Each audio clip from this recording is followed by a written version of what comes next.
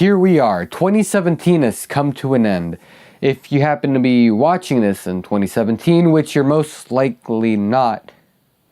Either way, today we're going to be taking a look at the Rankin Bass special, Rudolph's Shiny New Year.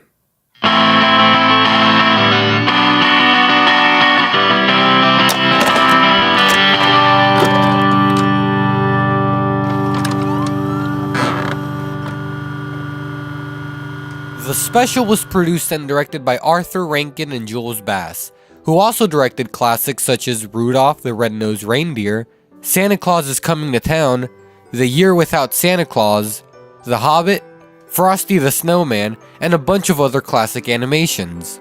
ABC premiered it on December 10th, 1976. The film didn't receive as much praise as its predecessor, and currently holds an audience score of 54% on Rotten Tomatoes. I personally found this special to be pretty good. I can see how other people could be thrown off by it, since this is pretty much a sequel to Rudolph. The premise is that Father Time, played by Conan O'Brien, needs help finding the baby New Year, or else the old year will keep going and it'll be December 31st forever. So Father Time sends Rudolph, General Ticker, and the Great Quarter Past Five, or Quart, to locate Happy before a giant vulture named Eon the Terrible does. Hold on. Let's pause this for a second. Santa said that if the new baby isn't found, December 31st will continue to repeat itself. But can't they just not? If I noticed my calendar kept saying December 31st, I'd say fuck you to that calendar, throw that piece of shit in the trash, and start marking the days by hand. Or, better yet, I can start my own string of calendars to sell. Plus, what does it really mean for the old year to keep going on? Does the Earth stop orbiting? Do people keep on aging? If you're pregnant, do you just stay pregnant forever?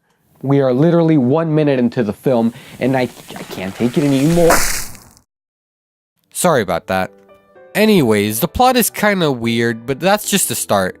So we see Rudolph and friends interact with fairy tale creatures, colonial Americans, and go back to 1 million BC, where they meet OM, a caveman who helps them find the baby. Me? OM. OM? Short for 1 million. Too much work all the time saying 1 million. Yes? No? Yes. They also meet some knight named Sir 1023, and a Benjamin Franklin lookalike named Sev. Speaking of baby, the reason why Happy decides to leave everyone is because he gets made fun of for his big ears.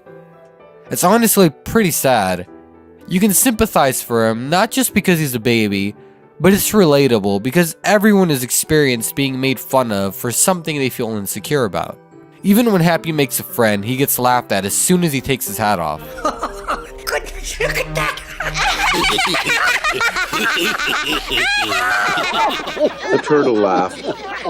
The lizards laughed. The snake laughed. The field mouse laughed. The frog laughed. This creates some great connection between Happy and Rudolph, since both would get made fun of for physical attributes out of their control. Like Rudolph, this special does have songs, but they aren't nearly as memorable as the first Rudolph special. They aren't bad, they're actually nice songs, just not as catchy as before. The villain, Owen the Terrible, has one annoying yell. His caw can get a little repetitive, but in some way that makes it kind of funny. It reminds me of the annoying raven from White Zombie.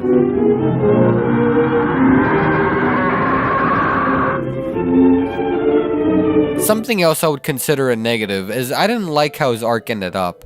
The way he's defeated was anticlimactic and left me feeling very underwhelmed. I will admit though, I really do like Father Time. He narrates and sings most of the songs, even though for some reason I get a really sketchy feeling from him. Yeah, I still respect that, man. The stop motion is great, like always, but that's expected from these Rankin Bass specials. There are a few moments that sorta threw me off.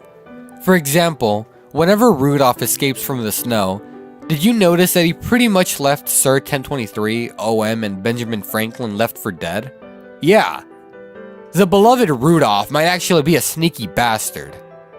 There's another scene where Father Time explains that Rudolph is too modest to tell his own stories, so the trees start singing. Now isn't that just fucking creepy? I know it's supposed to be a sweet, magical moment, but I don't want trees talking to me. They just know too much. But right afterwards, we get a very nice hand-drawn animation. Overall, based only on the audience score, I don't think it's nearly as bad as people say it is. I wouldn't even call it bad. The story is weird and silly, but so is the first Rudolph special if you really think about it. There's barely any New Year's movies, let alone specials, but if you're looking for one last movie to watch for the year, this might be something to consider giving a watch. I love the stop motion. Rudolph, Father Time, and Happy are lovable characters, and while the music isn't the best, it's still enjoyable, unlike other musicals. I give Rudolph's Shiny New Year 5.369 out of 6 Conan O'Briens. One quick fun fact, Mrs. Tisselwhite and that grouchy woman from Year Without a Santa Claus, and that kid that threw away Meistersburger's portrait at the end of Santa Claus is Coming to Town, are in the crowd of people celebrating the arrival of the new year. And that's it for 2017. Have a happy new year, go watch some movies, blow up some fireworks, and until next time, don't forget to please be kind, rewind. Now, if you excuse me, I have to go take the trash out.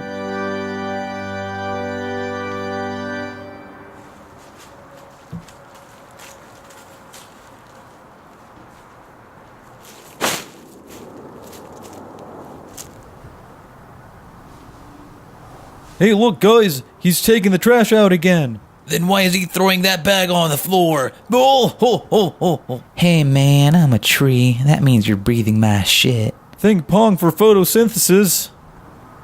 You trees are assholes. Well, What? do we really shed out oxygen? Basically. Ugh. So, what now? Wake me up when he comes back out. Same here. I'll see you guys later. Oh, okay.